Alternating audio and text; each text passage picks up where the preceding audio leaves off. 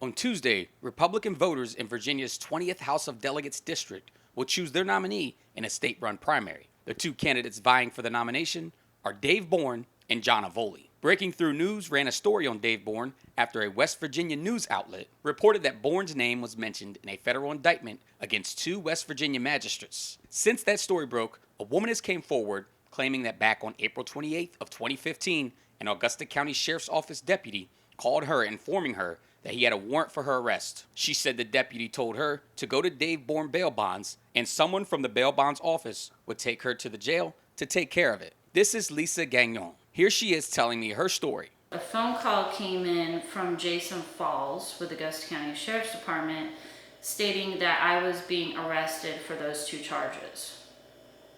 Because Jason knew me from years and years of vexatious litigation on the part of my husband, my ex-husband, he said, I know who you are.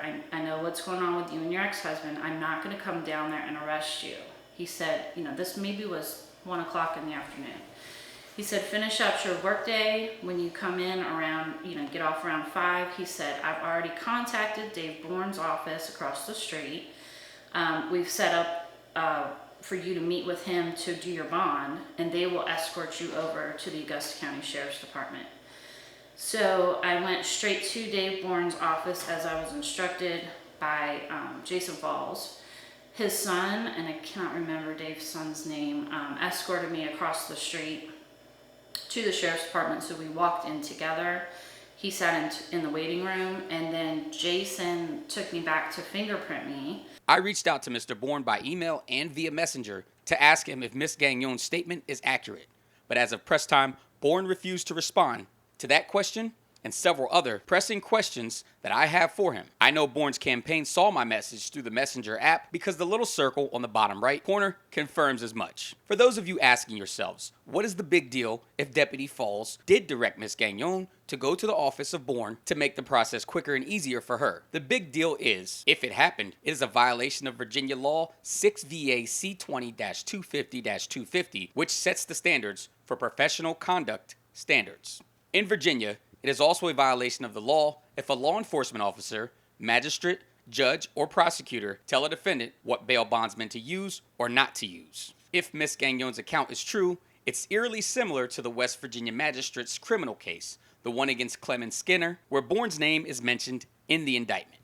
Just replace magistrate with deputy, and voila. In my email to Bourne, I asked him about this Facebook post, which he claims is an email correspondence to him from U.S. Attorney Jared Douglas, stating that Mr. Bourne is not under indictment or the target of any investigation in Douglas's office. There's one problem though.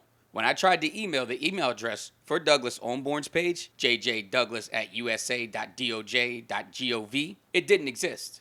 The domain doesn't even exist. However, Stacy Bishop, who is a public affairs specialist for the United States Attorney's Office in the Northern District of West Virginia, said the email is genuine, but that she would not make any further statements. Eventually, I found Douglas's real email address, but as of press time, Mr. Douglas has not returned my emails. I would like to ask Mr. Douglas why the email address for him on Bourne's post doesn't work. I'd also like to know why he emphasized that Bourne is not under investigation in his office. Is he under investigation by another office?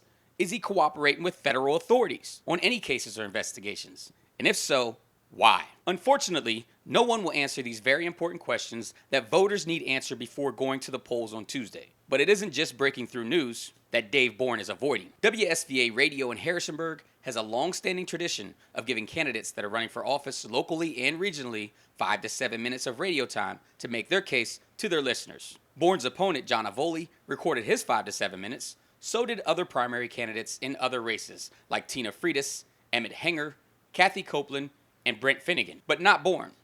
As a matter of fact, WSVA's early morning radio host Jim Britt said on air that Bourne didn't even respond to the station after multiple attempts to reach him so he could get his platform out there. Is Bourne hiding something, or is he refusing to speak to the media because he has nothing to offer? Mr. Bourne, the people need to hear from you. Go on the record, get on camera, and address these issues. Although I'd prefer it be in front of my camera, it doesn't have to be. It can be in front of anyone's camera.